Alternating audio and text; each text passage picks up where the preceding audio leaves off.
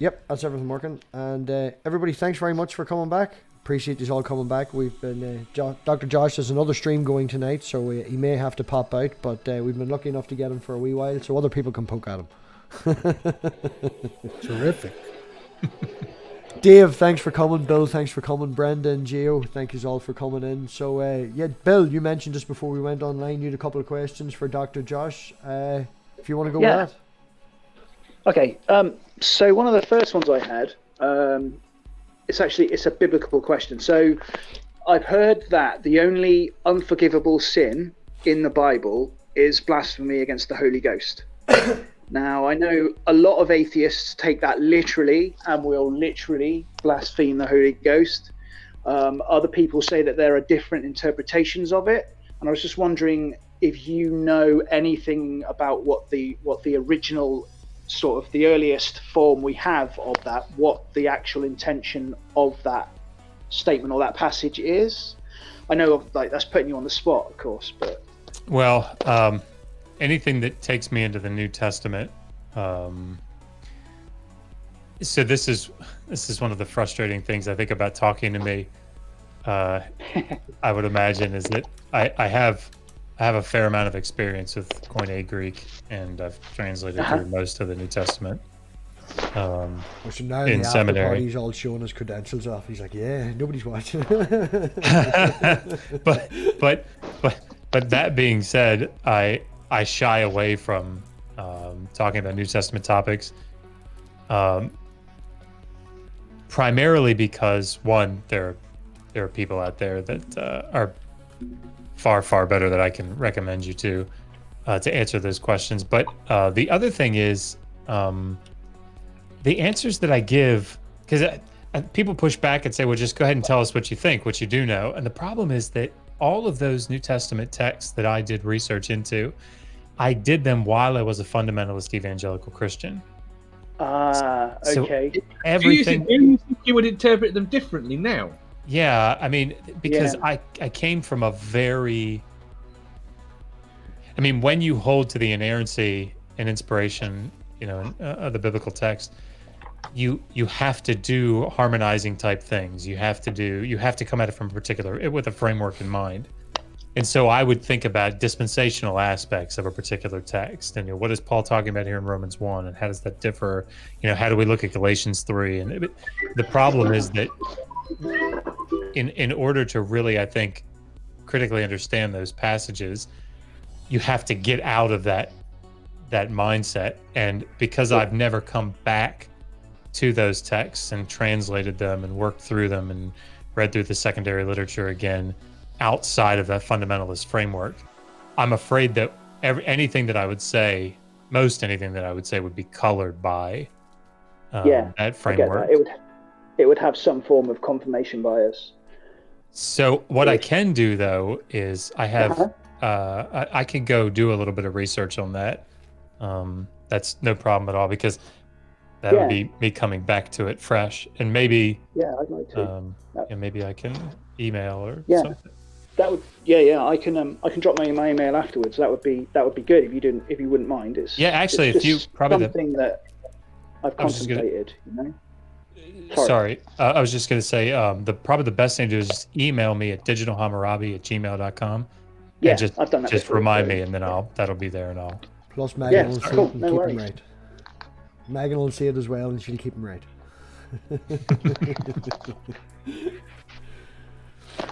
Did your have anything to do with you losing your faith?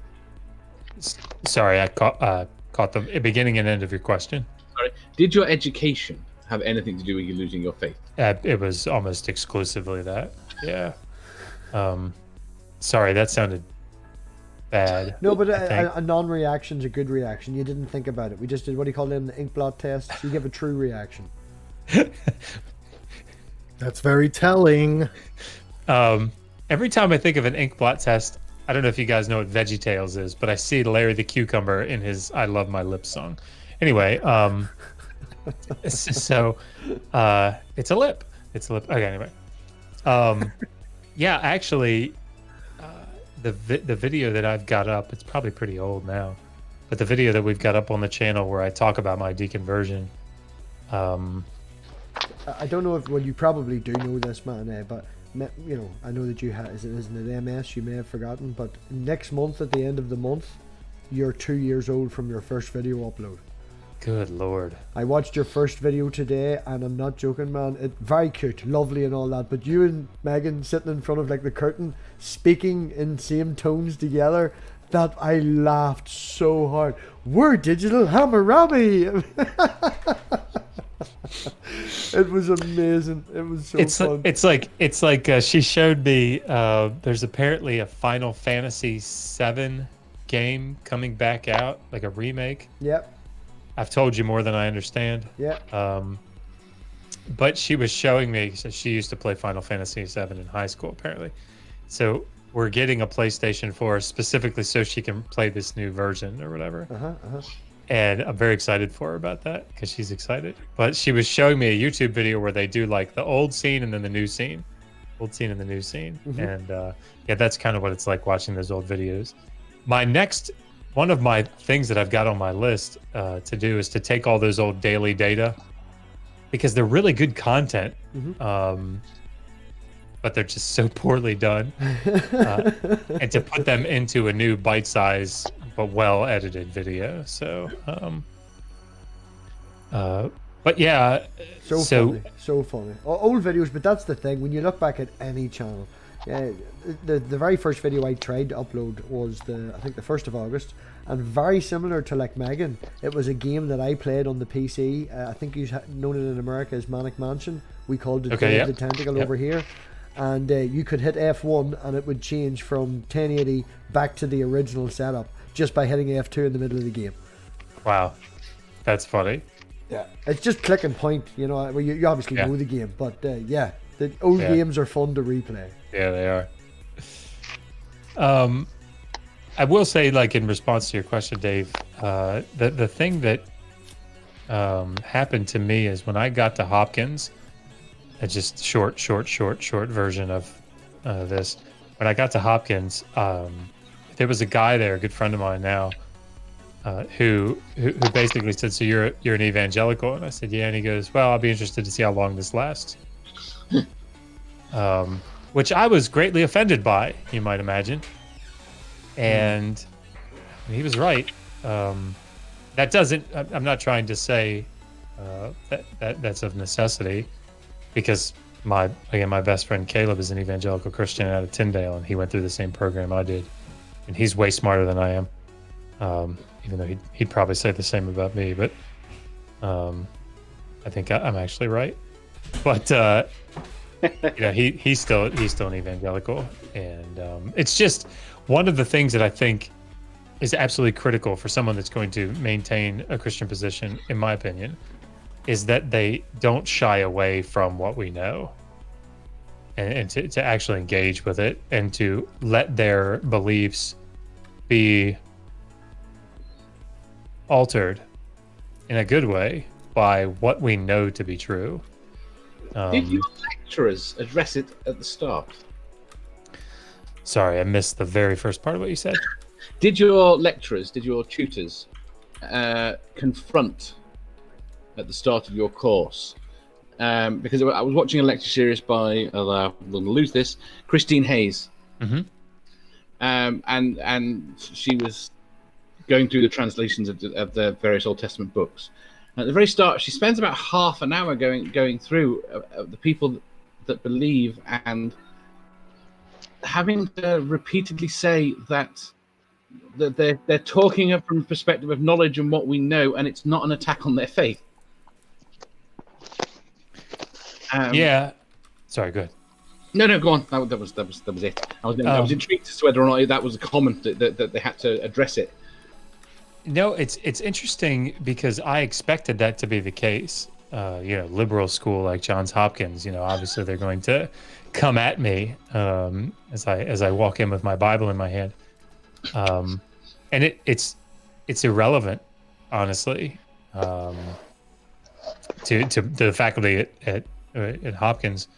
When I went through, it's not even something that came up, and we had several Protestants, several Catholics. I mean, a lot of theists on the faculty, but there's a distinction if you ask them, and you have to ask them in order for them to even register that. Well, I mean, why would I talk about this? And there's a distinction between what they know and their theological position. And I think people think that that's more dangerous than it actually is. And those people being the people the person that I used to be, a fundamental evangelical, because there's one way to understand the Bible, and that's it. And it's my way. And it's the King James way, and if you deviate from that, of course, that no true Scotsman, you're not really a Christian. And I think that, like, when I talk to Megan's a Christian, as everybody knows, and she's not our sort of Christian. Huh? She grew up with it. She's a CV Christian. Yeah. She's a Church of England Christian. Yeah, she's the wrong kind, clearly. Yeah, we're pretty half and half here. We're half UK and half USA here. Yeah, I if I ever become a Christian again, I'll be an Anglican. But no, but I think that she when she watches these videos, and helps me edit them about Daniel or about Ezekiel 26 or something, there's never a, oh my goodness, it's duh. I mean, of course that's the way this is. That it doesn't alter her faith at all. Because it wasn't made part of it. Yeah. Yeah, and I think more of that needs to be embraced. And for people that, hold to theological positions, to be able to say, no, I can't know because of divine revelation and special revelation and natural revelation, and that God makes me know and such. And look, just leave it behind. Look, yeah, you believe, and that's okay. You have faith that that's the case, and that's okay. Just it's the problem we run into when we argue with the academics that have sold out to young earth. Most Christians that are academics are very intellectually honest. Their faith has got absolutely bugger all to do, even if they are studying something. I remember talking to a geologist, and the evidence directly contradicted their faith, and they don't have a problem with that because that's their faith. This is their work. Yeah. And I think that if more were honest about that, I think it would diminish the young earth crowd specifically when they are claiming that they're an academic and they don't have any biases. Yeah. I think that at the end of the day, if a person can come to an ancient text, an ancient, religious text, for lack of a better term, a faith text, and say, I can glean from this a sense of interaction with the divine. I can sense, I can glean interaction, the numinous, that, whatever, however you want to come at that, and sense that God is at work here, generally, or that there is a message here that is positive for my life, and any of these types of things, and not hinge upon, hinge one's faith upon this has to be absolutely accurate, or this has to be, as I understand it, has to be just so, in this way. I think that allows for, if you hold a faith position, that it allows for that faith position to be fluid and to say God is working and I don't understand how, and that's okay. But I think it's problematic when even people that I think very well intentioned, like Hugh Ross, who's coming to the biblical text and trying to say, look, we can't say that the earth isn't, 4 point whatever billion years old, or we can't say that the universe is 6,000 years old. But then to try to, in this sort of compatibilistic way, make the Bible still 100%, inerrant in what it says, and to read into Genesis 1 space and time. It's just, look. Yeah, go ahead. Did you go from inerrancy? Did you come from inerrancy? Yes, absolutely. Yeah. but it does not. Once you start to question the inerrancy, is that not when it pretty much all falls away? Absolutely, it's Your very thought problematic that way.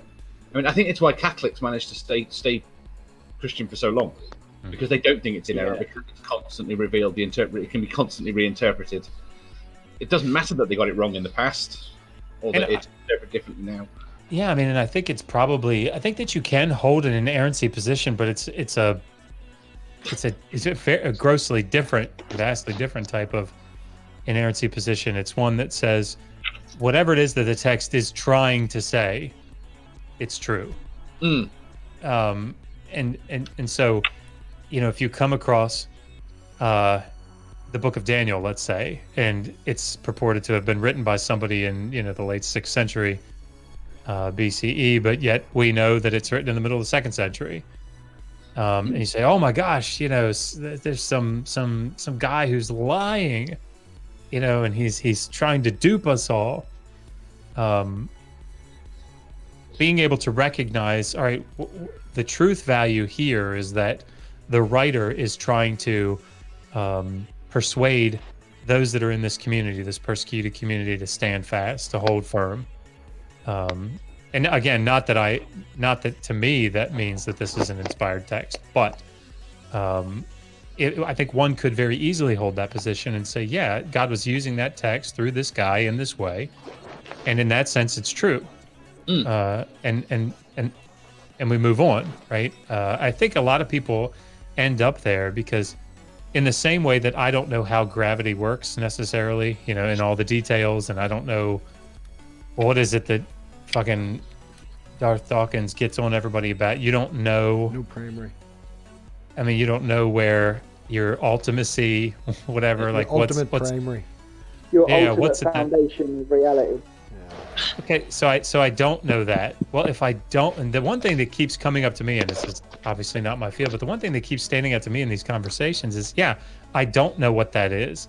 Does that mean that there's not something there that does it, even though I don't know it? I mean, why do I have to know it? I mean, somebody brought up I think a really good, you know, like if I drop this pen knowing that I needed to hit the floor, I don't have to know all the details of gravity. No, and our brains don't work that way anyway, because we rely on what is predictable. All we need to know is that every time you have dropped a pen before, it fell and hit the ground. Right. Induction. Yeah. We almost entirely rely on induction. So. Yeah, I think things are very different depending on which part of the world you live in and where you're born as well, you know. Like in the UK now, it's not unusual for people to have positions very similar to Megan's, which are very sort of open and honest and chilled.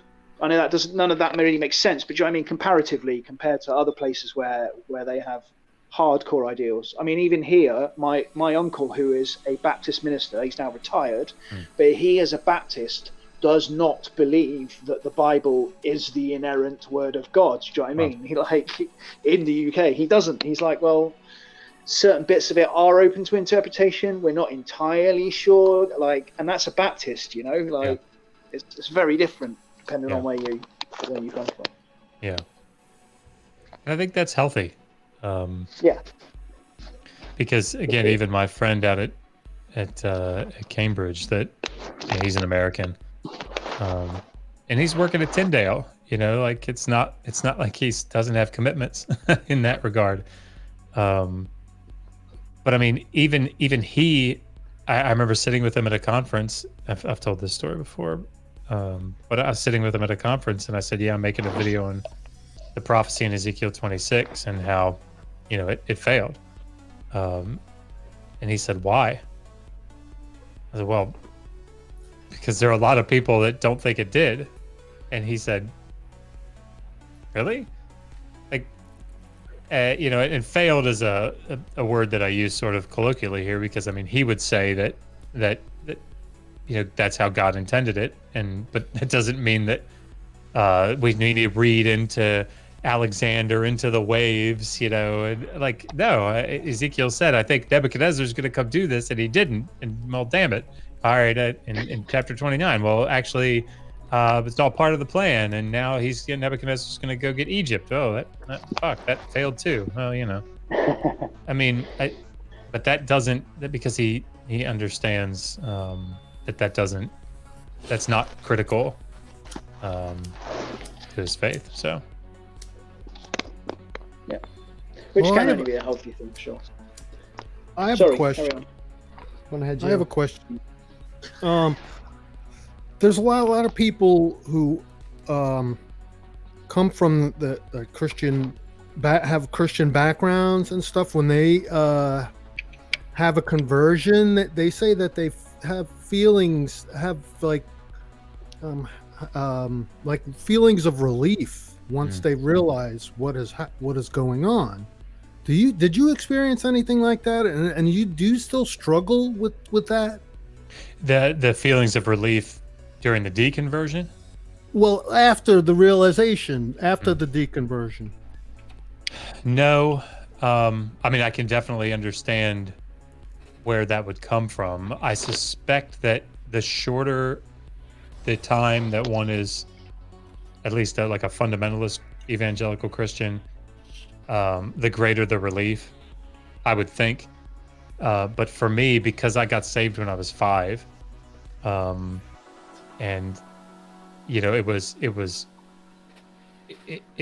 the key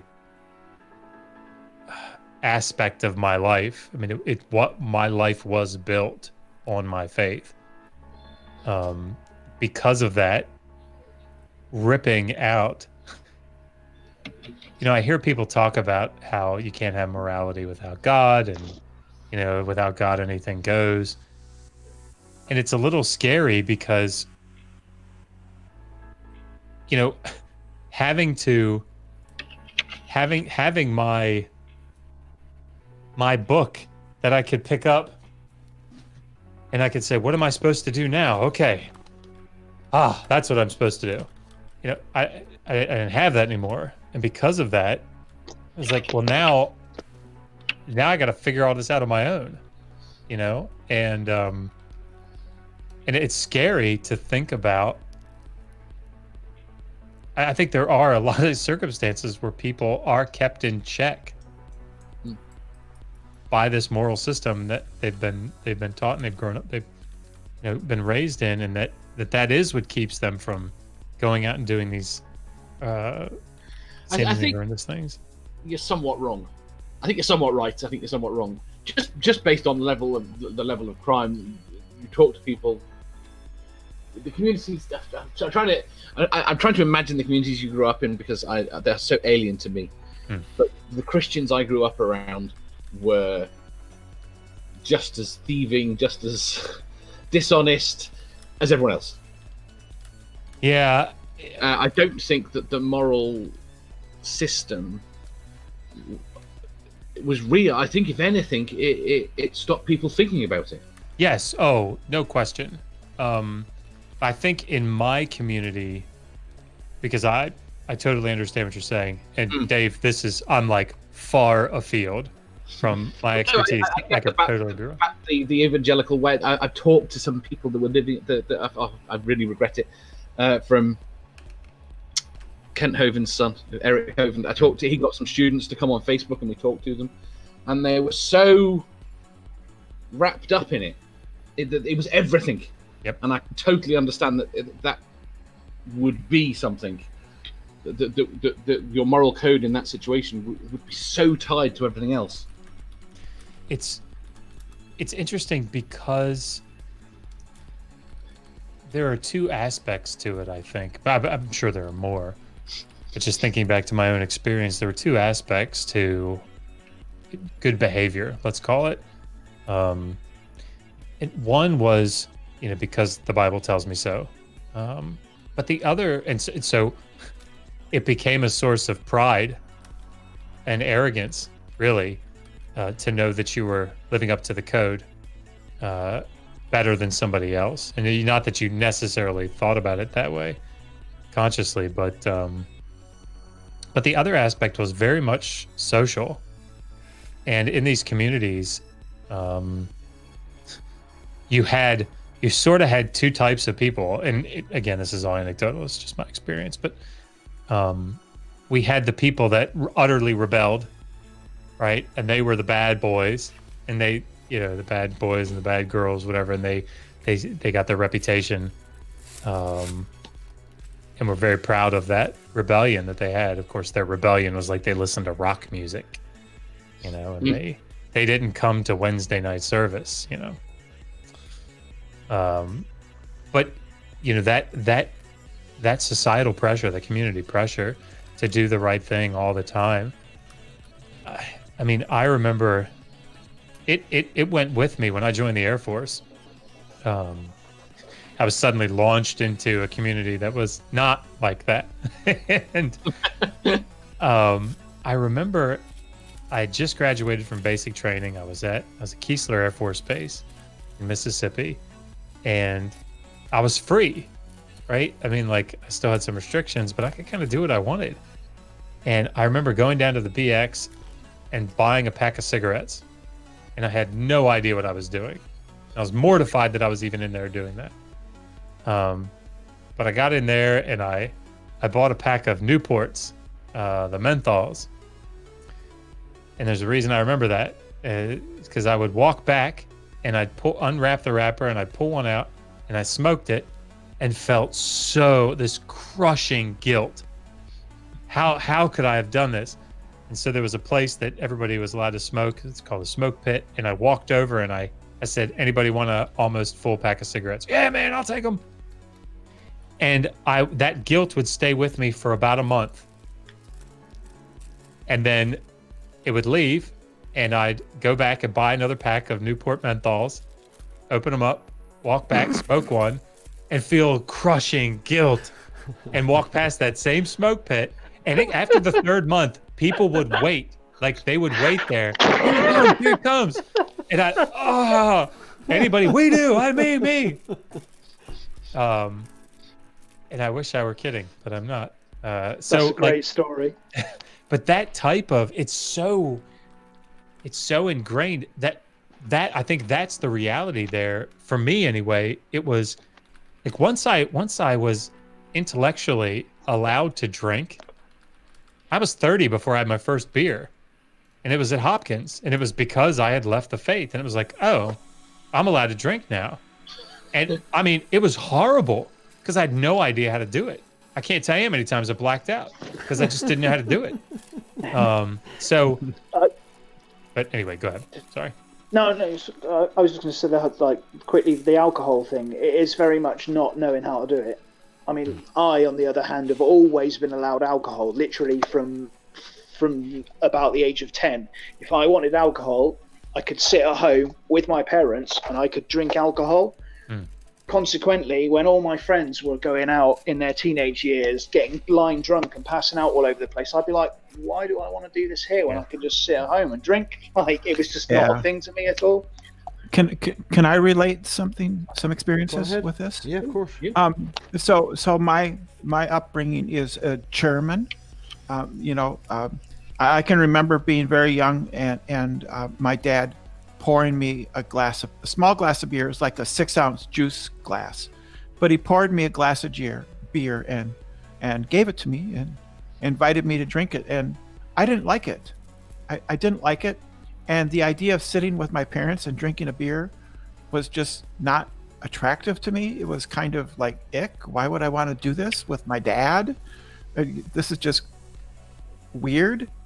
But my dad had, this stuff was all around me.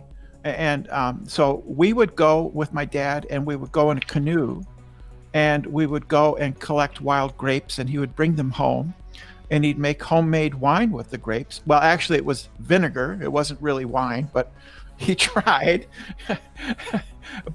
And so we'd have bottles and beer making. Not beer making. He didn't make beer. He made wine. Bottles and stuff and beer cases and stuff like that. And it was all around me. And when I got older, I didn't have any compulsion to drink it. But I was young, so when I was really young, I got drunk. But I think part of the reason for not getting too invested in it is simply it was around me. I think the main thing is that my father and my people around him were not alcoholics, and so they didn't model alcoholic behavior. They modeled moderate behavior. So to me, making wine, drinking beer is just a normal thing that people can choose to do, right? My dad didn't get drunk and beat me. He didn't get drunk and puke. He didn't get drunk and yell at people. In fact, I don't ever remember seeing him drink, but we would have wine all around us, right? So I think that was the main factor, is not getting, not being around somebody who is an alcoholic and having that kind of behavior exhibited, and having the example of somebody who is moderate in their use of alcohol, but nevertheless having it around us all the time. That's my story.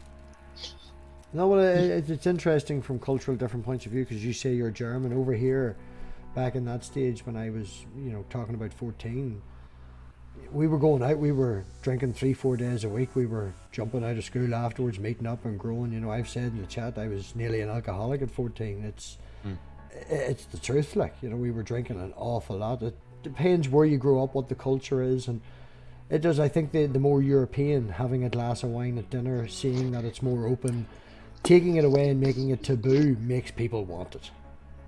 Yeah. Totally. Well, it was funny for me. I joined the military and I started drinking and smoking. And it was the military that fostered it. So there you go. Well, there's probably a coping mechanism, right? Because you're if you're in a area of conflict, the possibility of death is there, and you need to be able to cope with the extreme violence that's all around you. That would seem reasonable to me. A lot of people, as I recall, a lot of people that went to Nam used a lot of heroin. And my understanding is that, I don't know if these numbers are entirely accurate, but about 70% of the people who, of the soldiers, used even hard drugs in the military, and then they came home and they just they didn't become addicts. Not everybody it was just something that they did in a very chaotic and extreme environment. However, a percentage, of course, did become addicted, but that was not everybody. And so I really believe in the disease model, which is it is a disease. It is something that people have a propensity towards, whether it's alcoholism or any of that. Yeah, it's something certain people are more likely than not to get, and some others are not. I guess I'm not terribly likely. I don't drink a lot right now because it just doesn't interest me that much, because I'm older and it's just, waking up and next to the toilet, because the next time you vomit, it's going to be right there, so you don't have to run to the toilet. Done that. That seems less romantic to me now than it did before. Funny story. I went out. My father went and did some time in Iraq and Afghanistan. I can't remember which one of the times that he went out. It was 6 months each time. 2 to Iraq, 1 to Afghanistan, or vice versa, whatever it was.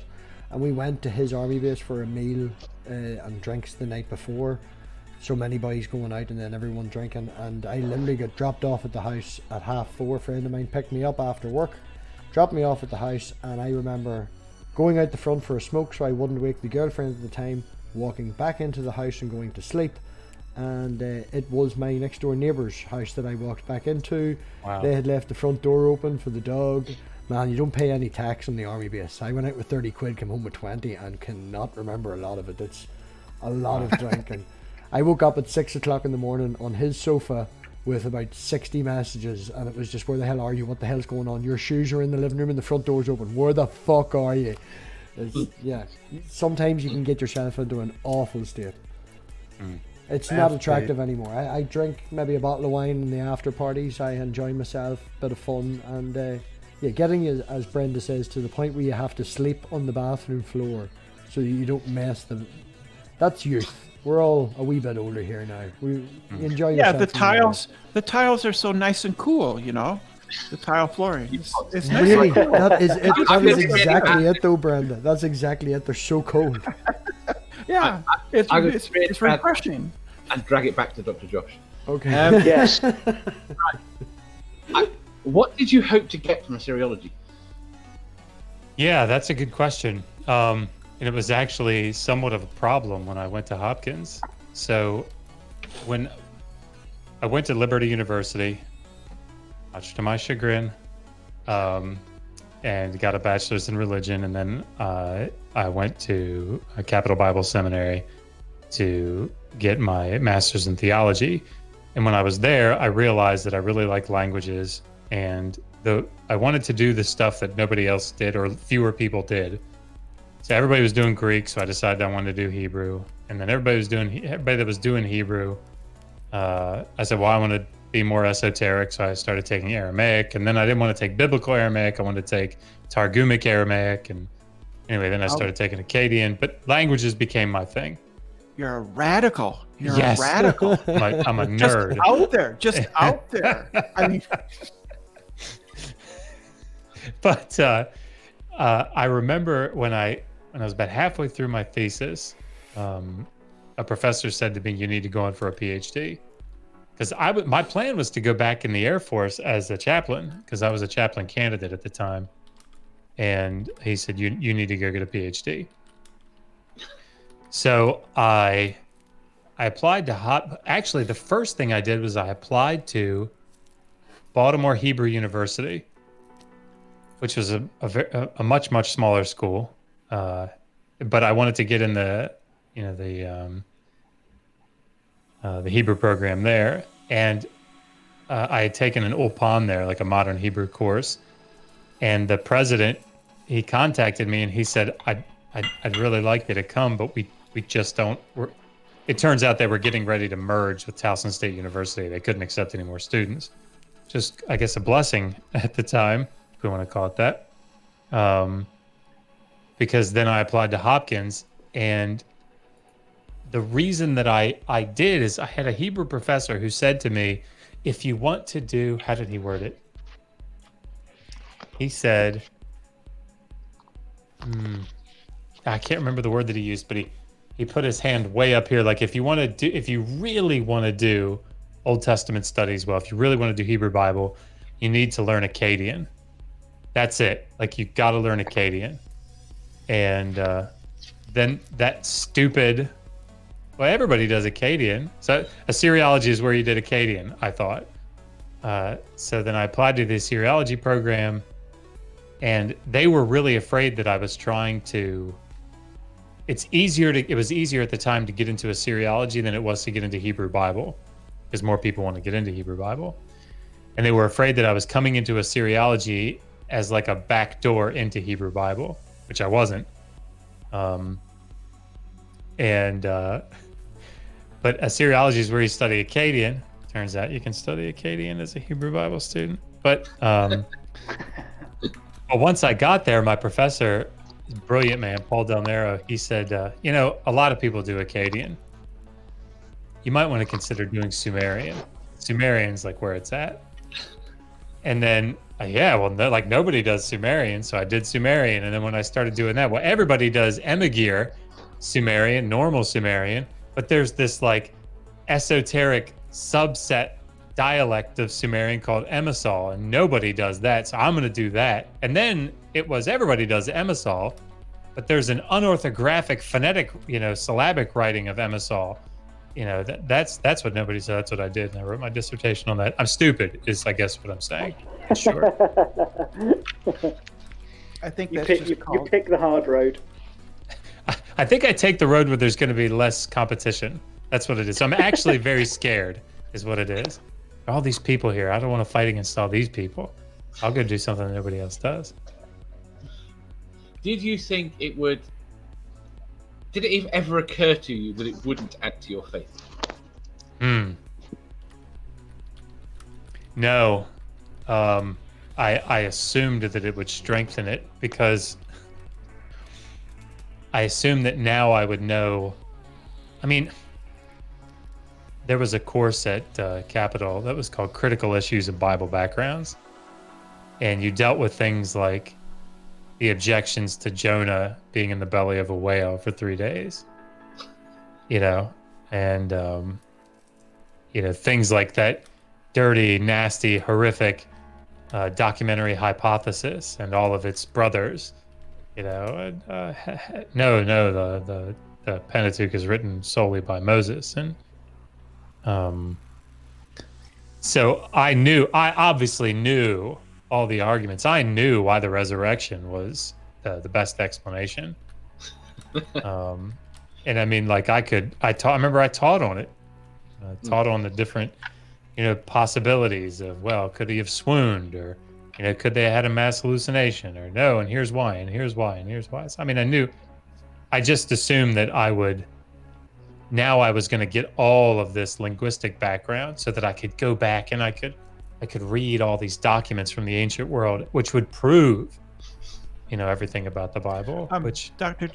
Josh, aren't fish and fish symbolism pretty prevalent, particularly in Babylonia? I mean, it wasn't one of their kings like half fish, half man? So there's that's a good question. There's the Apkallu tradition, which is, the early sages are, thought to be like these fish men, and they're depicted as such. So yeah, there's definitely a strong tradition. But none of that was relevant. All I had to do is show that a person could stay alive in the belly of a whale for 3 days. And there was some article I remember that it was like, I'm being overly simplistic, but I had my apologetics down. I knew what was up. So you could explain that Jonah story? Oh yeah, I mean, to my satisfaction. To your satisfaction. Right. Which is all that mattered, because I already knew what the truth was. So this is I think that is the thing that is so prevalent here on social media, is if it's possible that it's right. If it's possible, I'm right, and it's so. There's so few things. I'm realizing there's so few things that are deductively provable, and you guys know this far better than I do, but I'm going to be evil and ask you some questions that I want very much your opinion. It's not like you've been asking all the questions and taking over the I'm not scared at all now. I'll be dead quick. Did Moses exist? Do what? Did Moses exist? I'm okay with it if he did. I don't think so, but there are very good scholars that do think that he existed, in the same way that Gilgamesh existed. Yeah. Like, there was a Gilgamesh. I mean, I don't think that we can definitively prove that, but I mean, I think we have pretty decent evidence to support that. Is that a consensus opinion? That there likely was a Gilgamesh? Yeah. Andrew George has a section on it, and he's got a 2-volume book on the Gilgamesh epic and all the Gilgamesh texts that go along with it. He discusses it a little bit, but I mean, I think that's probably. I haven't looked at it enough to know if it's consensus, but I mean, if Andrew George holds to it, it's probably. Well, if he existed, then all the stories about him must be true. Obviously, I mean, that's what's so. I tell you, makes a cumulative case for the Gilgamesh, right? They're the minimal Gilgamesh facts. That's why I make the statement that my girlfriend is a cultural Catholic. She's agnostic and doesn't know it, because I've had the conversation and went through the whole Thor and all these people and things like that. And she's like, yep, bullshit, this, that, and the other, and all the rest of it. And I was like, right. And I replace every time I said Thor with God. And I was like, nope. I was like, okay. I mean, okay, so this thing that's behind me, can I do this? Let's see. I always go the wrong way. This thing right here, this is a prism with a royal inscription on it.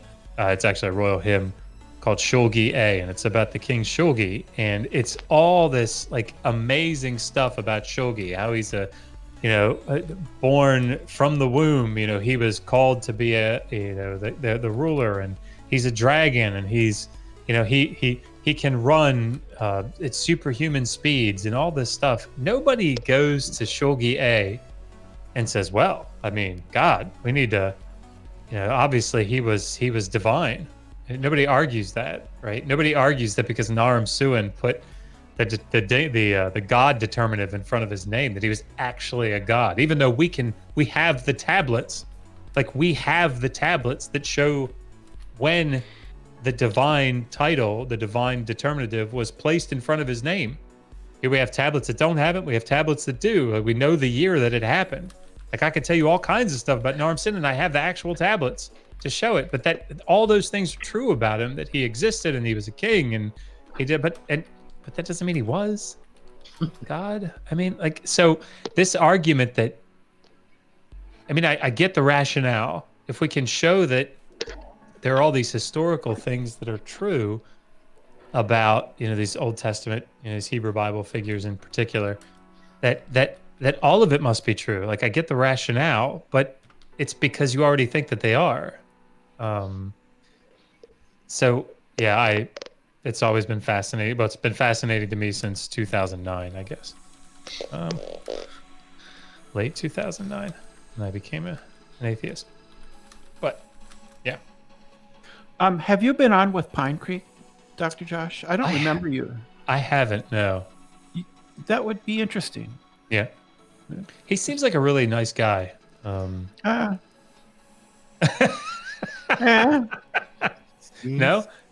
He wants these apologists to succeed, so he can't be a nice guy because he has ulterior motives into that. So that's not nice. He interviewed somebody recently, and I don't remember who it was, that I watched and I really enjoyed. And that's not helpful to anyone in this room. Sorry. We can move on. I'm not going to remember any more than that. Oh, gosh. Sorry, Dave, did you say you had some... Or was that it, the Moses one? I have two more questions, but I'll put them off. Go on, Dave. Go on.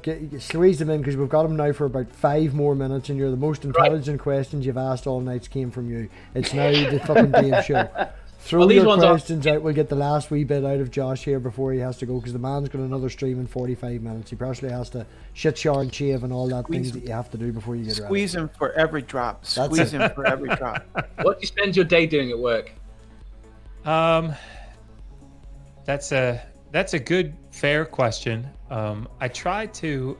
There's like very little that's. This is not going to be satisfying. There's very little private in my life.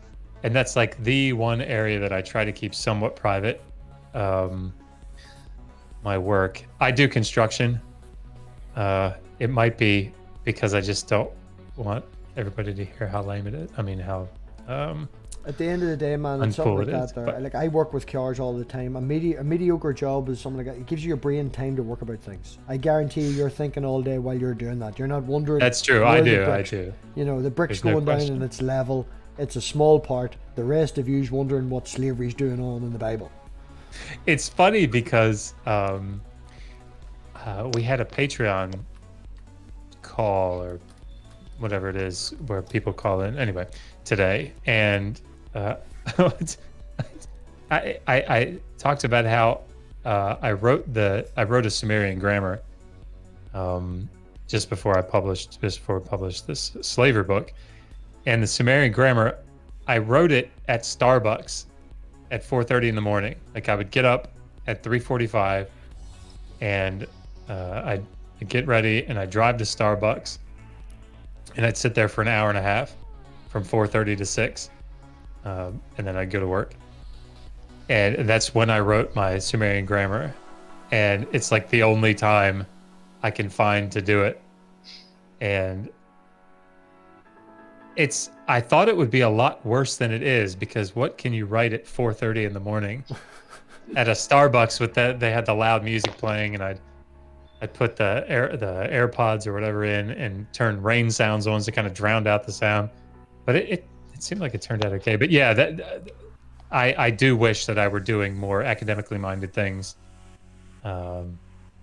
during the day, but no, it's I do construction, so but it pays the bills. My last question. Sure. If you had unlimited funding and time, what would you research?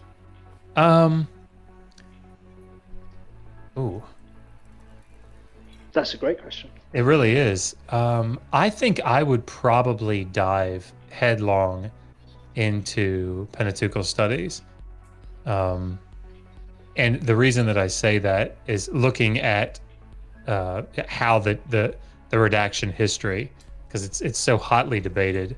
But the reason that I think it would be useful to do that is because there's a direct ancient Near Eastern parallel to that. We have, for example, the stories about Gilgamesh.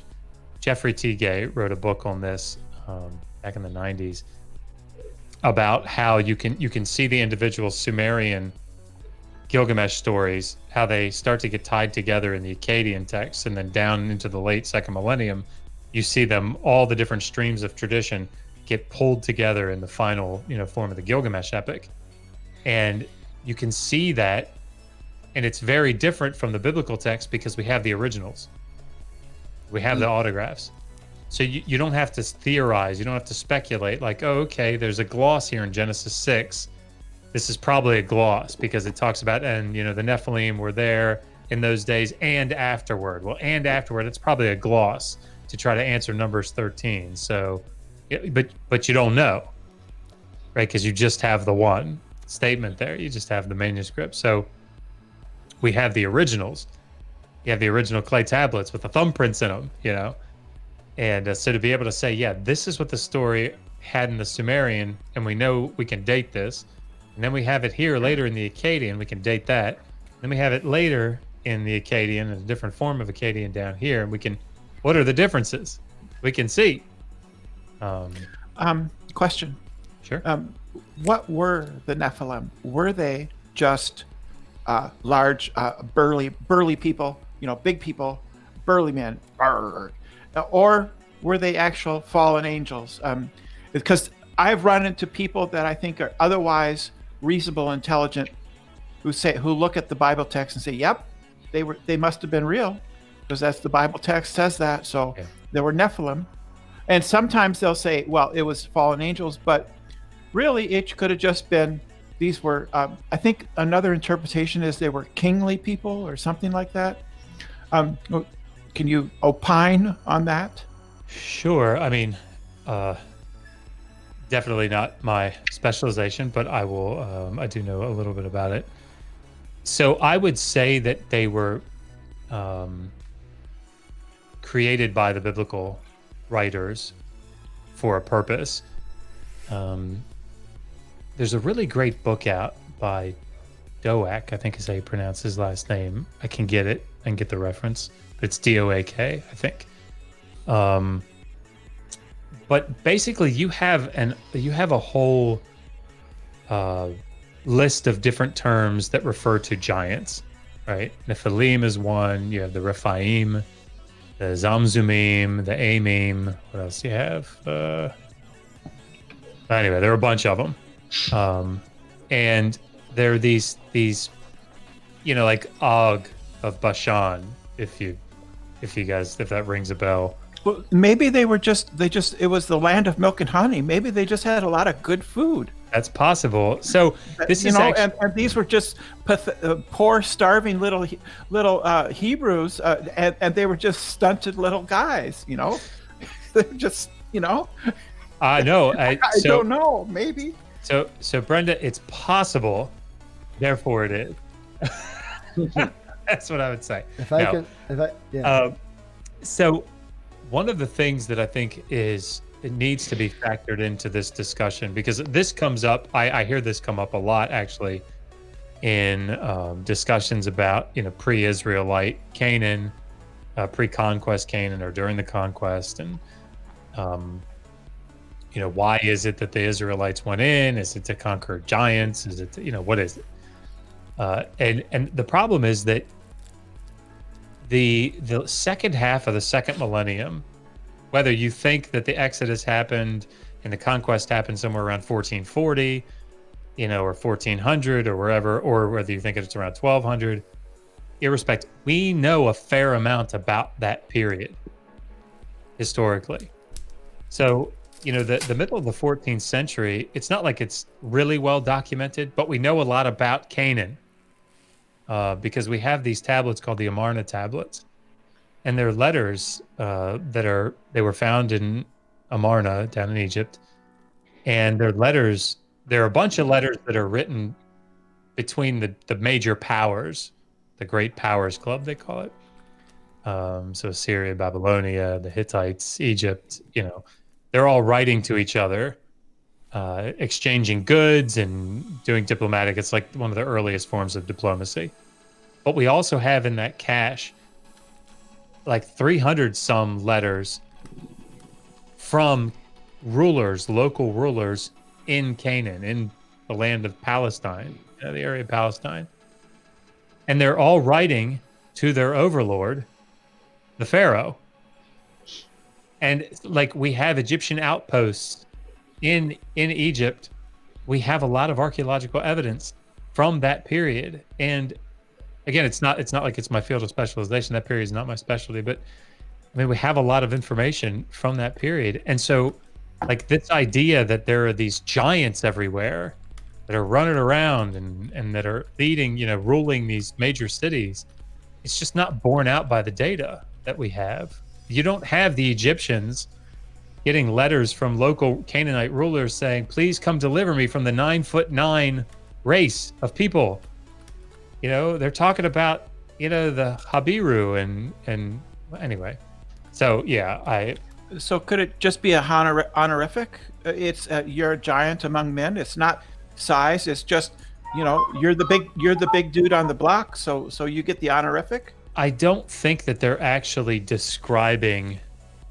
So I think these are later writers that are utilizing giants.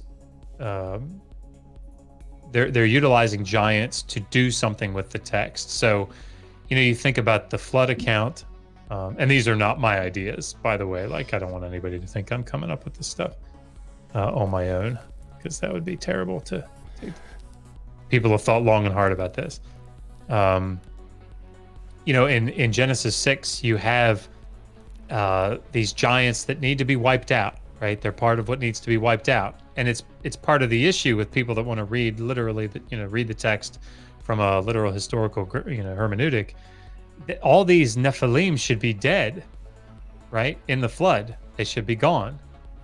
According to but Richard, they're not. There's one that plays basketball.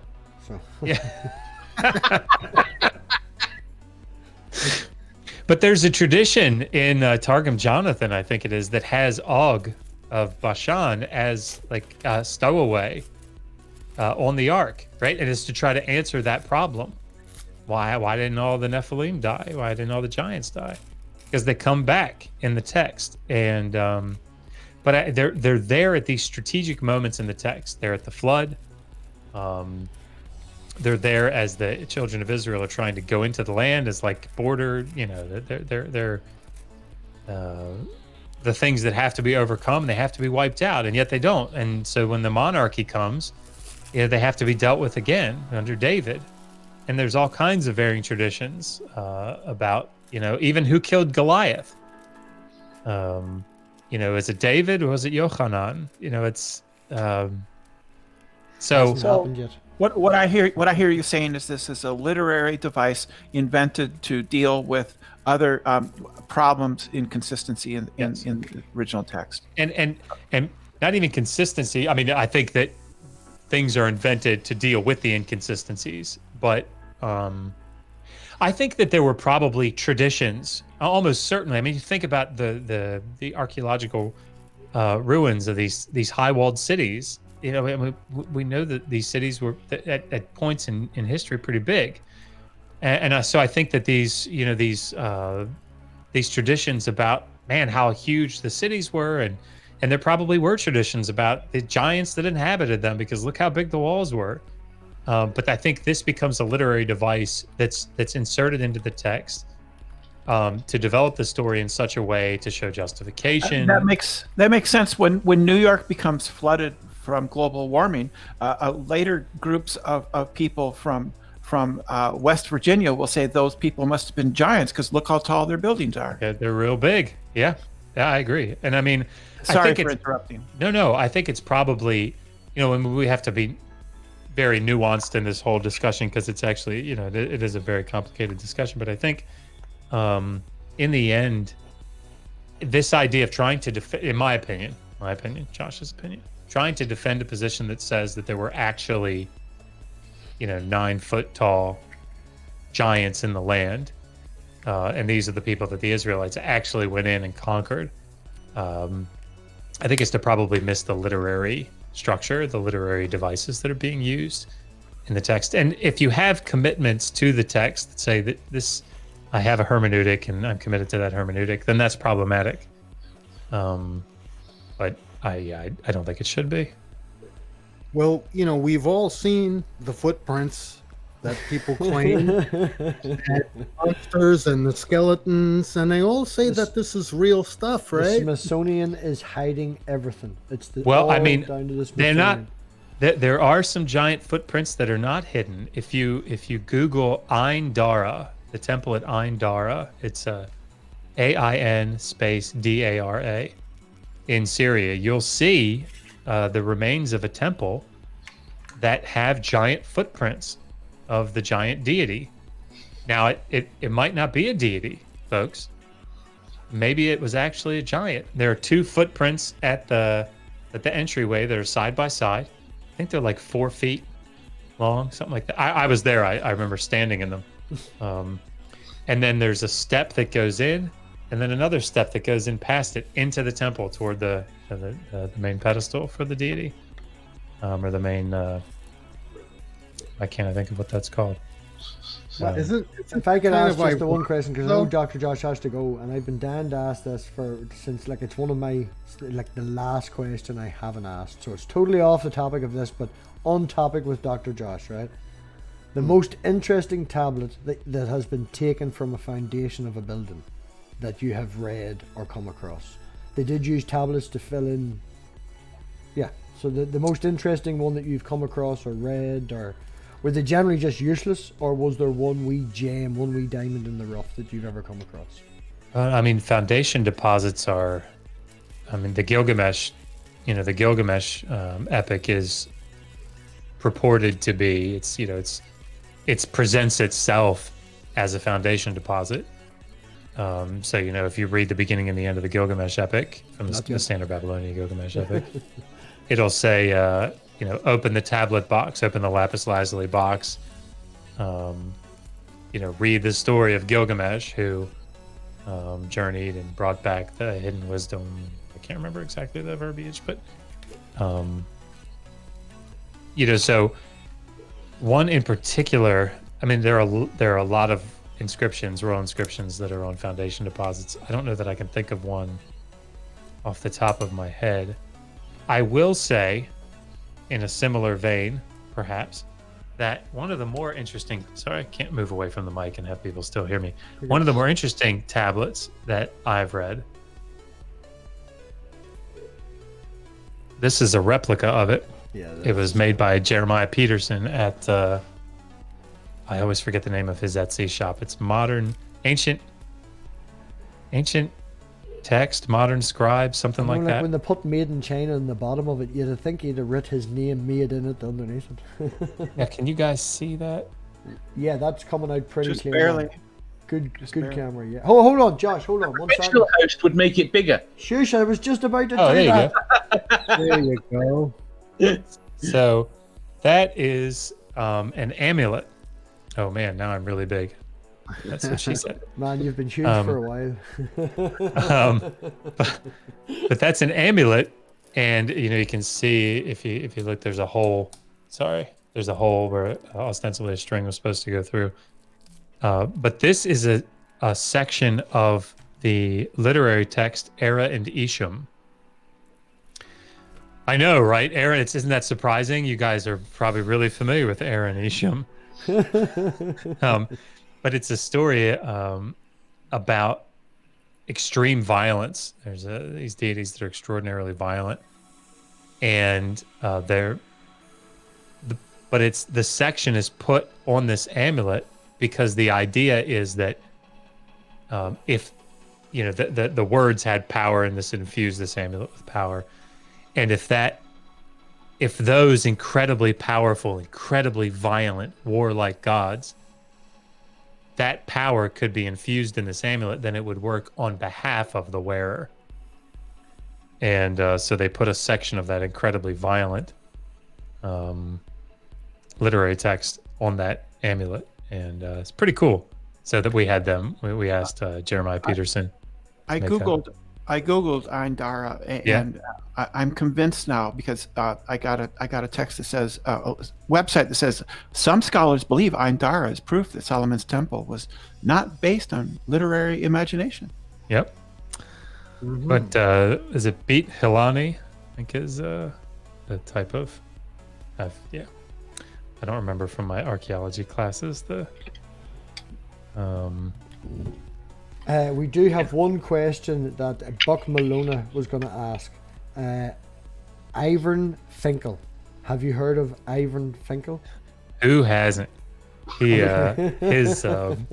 He's probably, if there's somebody that I hope to someday be as charismatic and draw as many people to Assyriology as he does.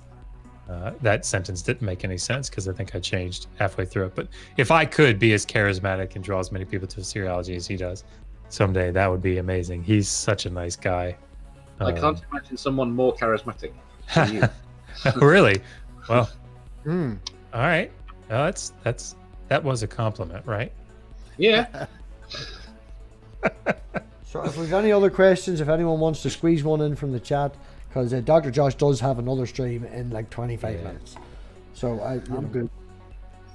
Do you think we are going to continue to find more tablets? It's not the Dave show, all right? Anybody else would like to ask a question?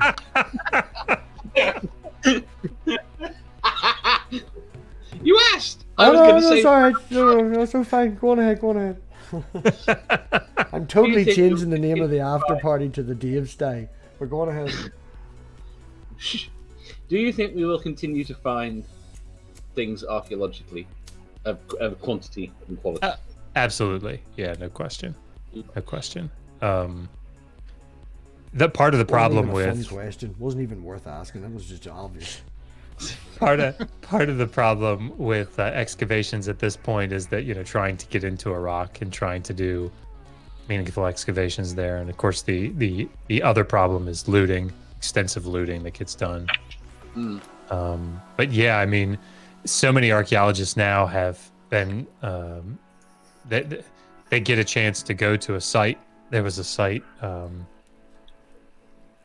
Mashkan Shop here, and that they had such a limited amount of time to be there that all they could do was site survey. And what that basically is walking along the site and picking up pottery and noting where the pottery comes from and what type of pottery it is, and determining from that's it's actually very complex, but it's not the word. Sophisticated was the word I was trying to think of. Well, but the other problem is, of course, war. Yeah. Because in the article I was just talking about, the Temple of Ain Dara was partly destroyed by Turkish air attacks. So. Yeah. And of course, the Taliban defacing archaeological sites. I'm going to take off. I'm going to take off later. Brenda, wonderful talking to you. Yes.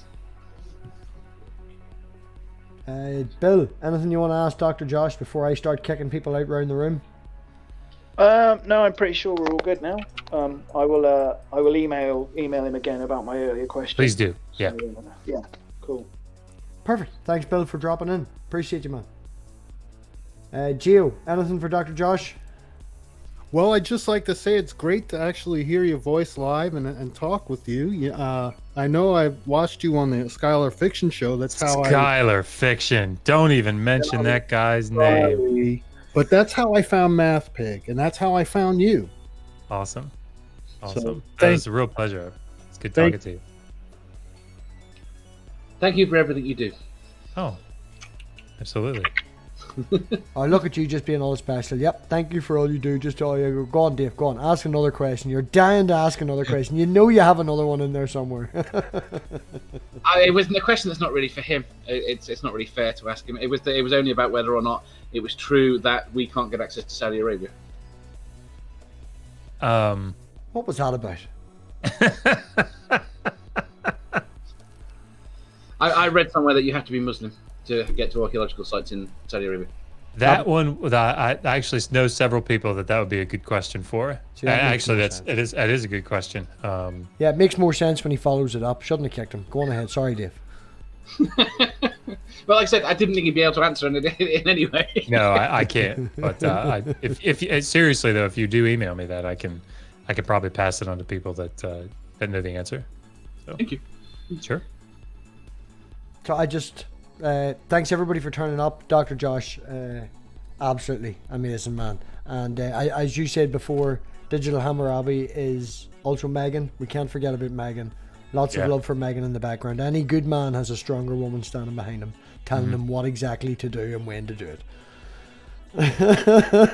It's true, man. My woman will completely agree with that. But I really appreciate you coming on, and yeah, thank you very much, man. Well, thank you, and everybody that's watching. I'm gonna try to.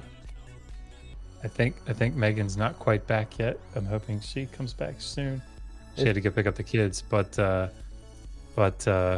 we're going on with Nakasuchi here in 22 minutes. I've got to figure out how to eat some dinner real quick and then get on. So I'm sure Dave will post a link to Nakasuchi's live chat so everyone can stalk you around the internet, and we will follow you over.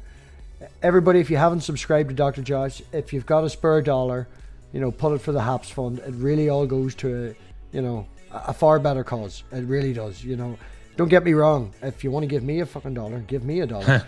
But HAPS is in there. I don't put other people's Patreons in my description, but that is definitely worthwhile. Give it a like, give it a follow. Just follow it so it's constantly on your mind. So if you get a scratch card, send them a PayPal, send them a few pound. It all goes towards a good cause. Everything Dr. Josh and Megan does is, they're not selfish at all.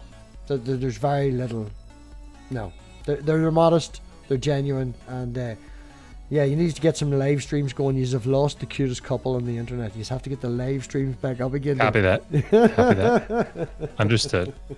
Josh, if there's anything you want to add before we end. No, I just thank you so much, and I'd love to come back on if you got a topic you want me to throw my 2 cents at. Man, if you have anyone you want to annoy, I'll send Darth a message. I'll see if he wants to debate you. Oh, that sounds great. Yeah, so everybody, thank you very much for turning up. Appreciate you all. This wouldn't be anything without the actual people coming and watching it. It would just be me torturing poor Josh. So everybody give Digital Hammurabi a sub. If you've got kids, give Anna Anna Mesopotamia. There you are. Yeah, you've been practicing. Give that a sub. It's worthwhile. I haven't showed it to my wee girl because it loses her attention. She's 3. What keeps a 3-year-old's attention for a while. But yeah, I'm now tangenting, slobbering, and going on. Everybody, thank you very much for coming. And we'll see you on Tuesday. We've got Jay from what is now the Nevermore Tavern. And there's a few things lined up. Hopefully, you just have to confirm a few things. Mark Sargent and Conspiracy Cats and a few other people and stuff. So we've got a few things coming up. Come back, hit the button, all that, and thank you, bye bye.